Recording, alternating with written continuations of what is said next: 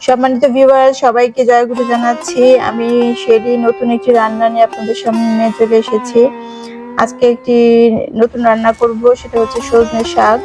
এই সজনে শাকটাকে আমি যেভাবে রান্না করেছি, জানি না এইভাবে রান্না আপনারা কেউ খেয়েছেন কিনা। যদি খেয়ে থাকেন আমাকে কমেন্ট বক্সে জানাবেন। অন্য কোনো রেসিপি থাকলে সেটাও জানাতে পারেন।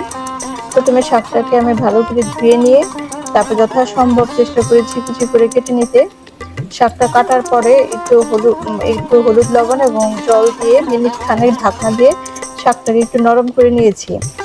অন্যদিকে এই শাকের সাথে আমি যে উপকরণ মেশাবো সেটা হচ্ছে একটু মটরের ডালের বড়া আর ছোট ছোট কিউব করে কেটে রাখা মিষ্টি কুমড়া। ডালটাকে আমি ঘন্টাখানেক ভিজিয়ে রেখে ডালটাকে আধা বাটা করে নিয়েছি। এটার সাথে দিয়ে দিয়েছিলাম কয়েকটা কাঁচা লঙ্কা বাটা।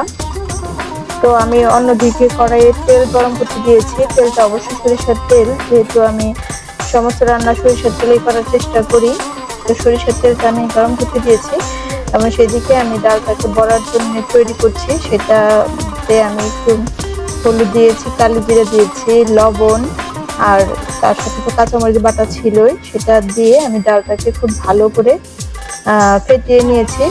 ফেটিয়ে নেওয়ার পরে এটাকে আমি চাপটা চাপটা বড়ার আকারে তেলের মধ্যে ছেড়ে দিব। এটা আমার খুব সুন্দর গোলগাল বড়া হতে হবে এমন কোনো কথা নাই। মোটামুটি শাকটার সাথে যাতে মেশাতে পারি এরকম একটা বড়া হলে হবে। মটরের ডালের গন্ধটা খুব সুন্দর এবং সেটা যখন সাদা শাকের সাথে মেশে তখন হচ্ছে খুব মানে খাবারের স্বাদটা বেড়ে যায়। তো ডালটাকে আমি বড়ার আকারে তেলে ছেড়ে দিয়েছি।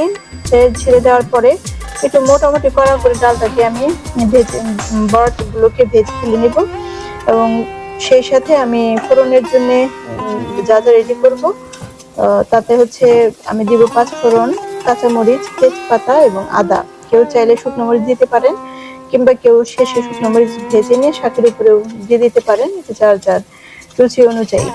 তো বড়াগুলো আমার হয়ে গেছে। এখন বড়াগুলোকে আমি তুলে নিব। তুলে নেওয়ার পরে আমি ফোড়ন দিব। সেই ফোড়নে আমি বলে দিয়েছি কি কি দিব, সেগুলো আমি একে একে তেলে ছেড়ে দিচ্ছি।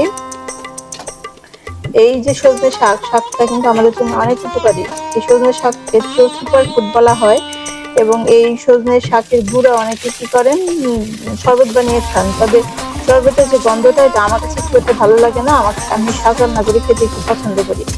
তো এই তেলের মধ্যে আমি আরেকটু তেল দিয়েছি, কারণ শাক মানে হজম হতে না কিছু তেল বা চর্বি জাতীয় জিনিসের প্রয়োজন হয়। তো আমি আরেকটু তেল দিয়েছি। সেই সাথে আমি দিয়ে দিয়েছি ছোট ছোট করে কেটে রাখা মিষ্টি কুমড়া।